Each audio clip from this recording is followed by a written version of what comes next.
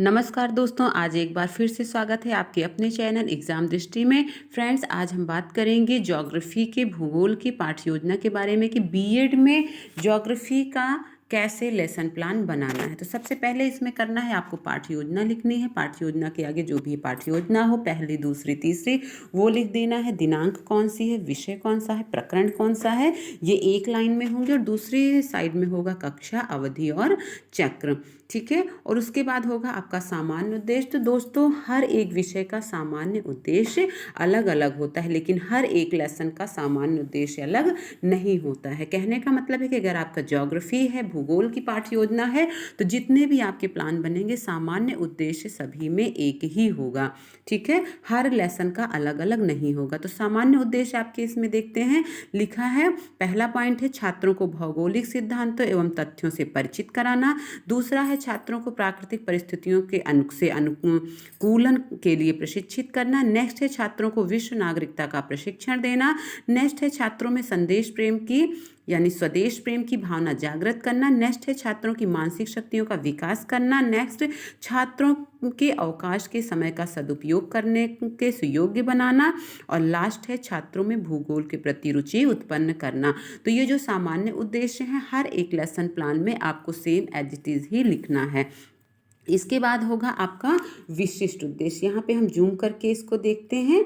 विशिष्ट उद्देश्य आपके हर एक लेसन प्लान के अलग होते हैं। फ्रेंड्स, आपने पढ़ा होगा ब्लूम टैक्सोनॉमी। ब्लूम टैक्सोनॉमी के अकॉर्डिंग ही विशिष्ट उद्देश्य डिसाइड किए जाते हैं। तो सबसे पहले होता है ज्ञानात्मक, नेक्स्ट है भावात्मक और नेक्स्ट है क्रियात्मक। तो ज्ञानात्मक उद्देश्य में उन उद्देश्यों को रखा जाता है, जैसे आप जो भी पाठ बच्चों को पढ़ाना चाह रहे हैं, उस पाठ के बारे में बच्चे को ज्ञान प्रदान करना। तो सबसे पहले बच्चा जानेगा, वो किस में होगा, ज्ञानात्मक होगा। बच्चा जब उस चीज़ के बारे में आपने बता दिया, जान लेगा, फिर क्या होगा, जानने के बाद बच्चा क्या करता है, समझेगा, समझता है। और समझने के बाद क्या होता है, क्रियात्मक, यानी कि रिफ्लेक्शन, यानी कि उसको अपने जीवन में वो कर पाता है। यानी पहले बच्चा जानेगा उसके बारे में, फिर समझेगा और फिर उसको कर पाएगा। तो ज्ञानात्मक उद्देश्य में देखिए ज्वालामुखी पढ़ रहे हैं, तो इसमें लिखा छात्र ज्वालामुखी के ज्ञान में छात्रों को ज्वालामुखी के बारे में ज्ञान प्राप्त कर सकेंगे। नेक्स्ट है छात्र ज्वालामुखी के प्रकारों के बारे में जान सकेंगे। वहीं पे भावात्मक में लिखा छात्र ज्वालामुखी को समझ सकेंगे। ठीक है, कि ज्वालामुखी क्या होता है, छात्र ज्वालामुखी उद्गार को समझ सकेंगे। ठीक है। और नेक्स्ट है आपका क्रियात्मक। क्रियात्मक में आपका क्या होगा, छात्र ज्वालामुखी के प्रकार में अंतर कर सकेंगे। छात्र ज्वालामुखी उद्गार को दैनिक जीवन से जोड़ सकेंगे, यानी यहाँ पे जो है अप्लाइड फॉर्म में है आपका। तो ज्ञानात्मक में बच्चा जानेगा, भावात्मक में बच्चा समझेगा और क्रियात्मक में बच्चा उसको कर पाएगा। विशिष्ट उद्देश्य के बाद आपका होता है सहायक सामग्री, की कौन सी आप बच्चों को पढ़ाने के लिए कौन कौन से टीचिंग मटेरियल का यूज़ कर रहे हैं। तो चार्ट पेपर इन्होंने यूज़ किया है, चौक है, डस्टर है, लपेट श्यामपट्ट यानी कि आपका ब्लैक बोर्ड, रोलर बोर्ड है, मॉडल आदि। तो जो भी चीज़ें आप यूज़ कर रहे हैं, टीएलएम टीचिंग लर्निंग मटेरियल, वो यहाँ पे आपका लिखा जाएगा। पूर्व ज्ञान, छात्र ज्वालामुखी के बारे में सामान्य जानकारी रखते हैं। मतलब जो भी आप, क्योंकि 6, 7, 8 का बच्चा है, ऐसा तो है नहीं वो बिल्कुल भी ब्लैंक है, ऐसा नहीं है, वो कुछ ना कुछ तो जानता ही है। ठीक है, तो उसको लिखेंगे आप पूर्व ज्ञान में कि छात्र इसके बारे में, जो भी आप पढ़ाने जा रहे हैं उसके बारे में सामान्य जानकारी रखते हैं। ठीक है। पूर्व ज्ञान के बाद आपका प्रस्तावना प्रश्न होगा, जैसे कि आप स्क्रीन पे देख पा रहे हैं। इसी फॉर्मेट में आपको लेसन प्लान बनाना है। प्रस्तावना प्रश्न में दोस्तों क्या होता है कि आपको प्रश्न और उत्तर नहीं लिखा जाता है, नहीं लिखना होता है, केवल आपको सीरियल नंबर लिख देना है। तो इंट्रोडक्टरी क्वेश्चन जो होगा, छात्राध्यापिका क्रिया और छात्र क्रिया, तो इसमें सबसे पहले आपने उससे रिलेटेड प्रश्न पूछा। तो इन्होंने लिखा है अपने आसपास पाई जाने वाली चीज़ों के नाम बताओ। तो बच्चों ने अपने आसपास पाई जाने वाली चीज़ों के नाम बताए। पेड़ पौधों से हमें क्या प्राप्त होता है, पेड़ पौधों से हमें फल फूल सब्जियां लकड़ियां आदि प्राप्त होती हैं। अगर हम सूखी लकड़ी को जलाएंगे तो हमें क्या प्राप्त होगा। फिर है पृथ्वी के भीतर से निकलने वाली आग को क्या कहते हैं। पृथ्वी के भीतर से निकलने वाली आग को ज्वालामुखी कहते हैं। तो ज्वालामुखी के बारे में आप क्या जानते हैं, बच्चे को ज़्यादा कुछ पता नहीं, इसलिए हो गया यहाँ पे हमारा समस्यात्मक। जब प्रश्न समस्यात्मक हो जाएगा लास्ट वाला, तभी आपको उद्देश्य कथन बोलना है। आपको याद रखना होगा कि जो प्रस्तावना प्रश्न है वो कम से कम 4 प्रश्न तो हर हाल में होने ही चाहिए। मतलब 3 प्रश्न के आपको आंसर मिल गए, चौथा समस्यात्मक हो गया। अगर चौथे में भी आंसर नहीं मिल रहा है तो आप 5वां प्रश्न समस्यात्मक कर सकते हैं। कहने का मतलब है कि चौथा या 5वां प्रश्न आपको समस्यात्मक रखना है, इससे कम आपको प्रश्न नहीं बनाने हैं। फिर आपको लिखना है उद्देश्य कथन, जो आप पढ़ाने जा रहे हैं कि आज हम लोग ज्वालामुखी के बारे में अध्ययन करेंगे। दोस्तों एक चीज़ और याद रखिएगा कि जब आप उद्देश्य कथन कहेंगे तो जो आपका टॉपिक होगा उसको चाहे तो ब्लैक पेन से लिख दीजिए और नहीं तो उसको आपको किसी भी पेन से लिख रहे हैं लेकिन उसको अंडरलाइन जरूर ही करना है। उद्देश्य कथन के बाद आपका, जैसे कि आप स्क्रीन पे देख पा रहे हैं, सेम यही फॉर्मेट आपको बनाना है। इसको जूम करके देख लेते हैं।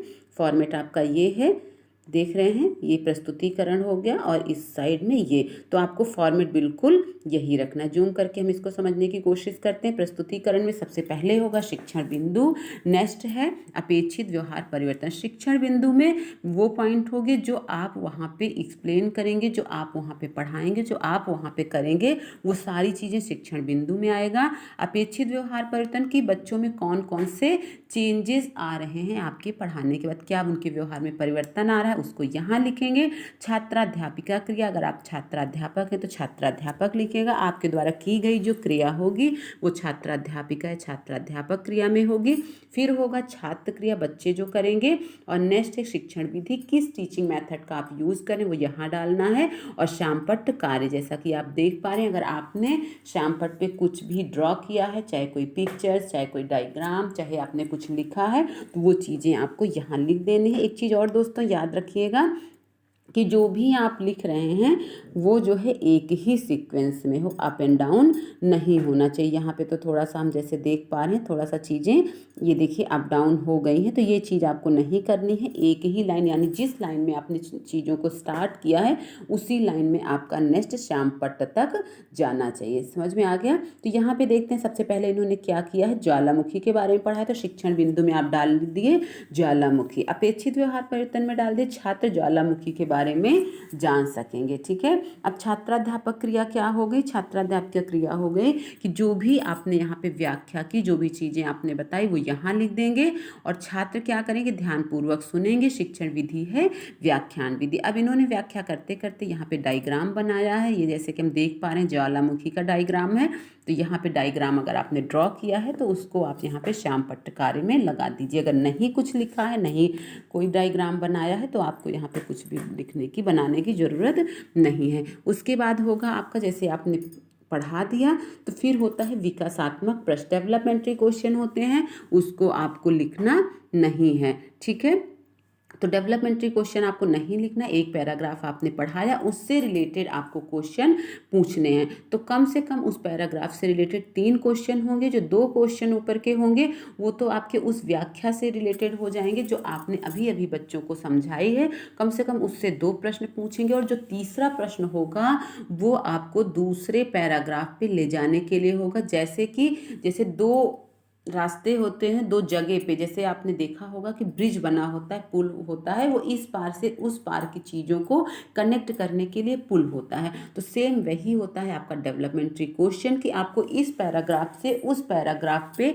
ले जाने के लिए जो आपका क्वेश्चन होगा वो होगा डेवलपमेंट्री क्वेश्चन। इसमें बच्चों के आपको आंसर लिखने हैं। जो भी बच्चा आंसर बताए, सही बता रहा है, गलत बता रहा है, आंसर कुछ ना कुछ तो आएगा, आपको लिखना है। और क्योंकि समस्यात्मक नहीं करना है, और उस क्वेश्चन को बताने के बाद फिर आप कहेंगे कि अब हम इसके बारे में पढ़ेंगे। तो यहाँ पे ज्वालामुखी पहले पढ़ा दिया, फिर ज्वालामुखी विस्फोट के बारे में पढ़ा दिया। ठीक है, तो यहाँ पे क्या हुआ, दूसरा अब एक्सप्लेनेशन चल रहा है, छात्र ध्यानपूर्वक सुन रहे हैं, विधि हो गई व्याख्यान।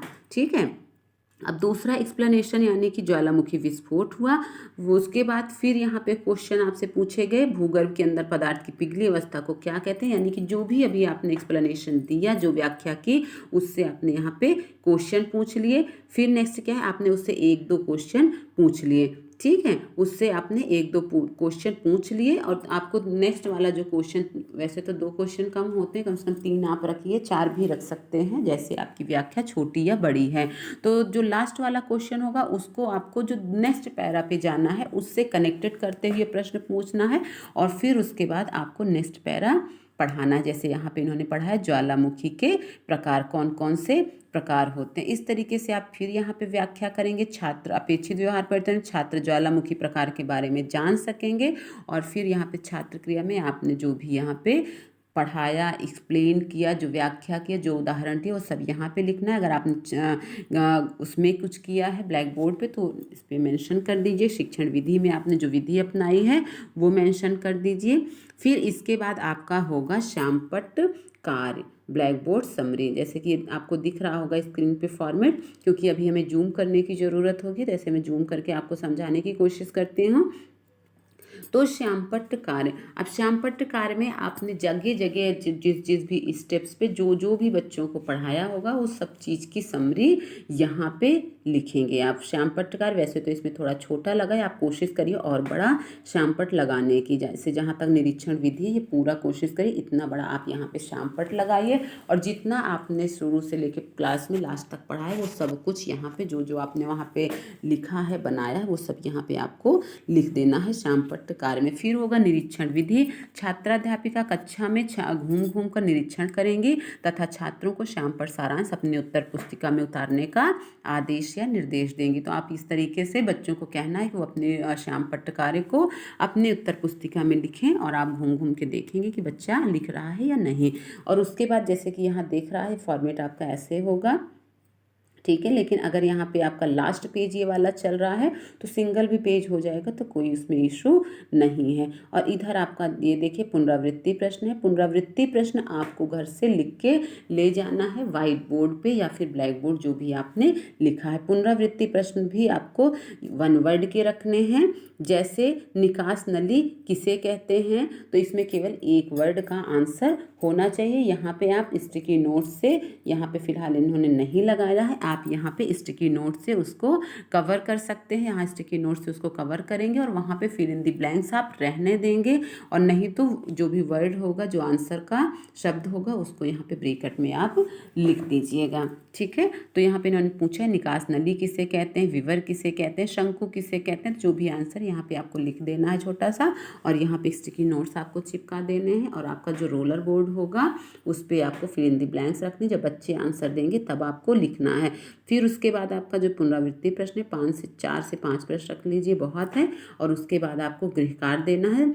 तो कल सभी छात्र ज्वालामुखी के बारे में पढ़कर आएंगे, या फिर इसमें आप पढ़कर ही मत लिखिएगा। थोड़ा गृहकार्य का मतलब होता है बच्चे कुछ लिख कर भी ले आएँ, तो इसमें आप ये भी लिख सकते हैं कि कल सभी छात्र ज्वालामुखी के बारे में पढ़कर तथा उसके बारे में लिख कर आएंगे। तो इस तरीके से आप बच्चों को गृहकार्य दे देंगे। तो ये था दोस्तों ज्योग्राफी का आपको लेसन प्लान।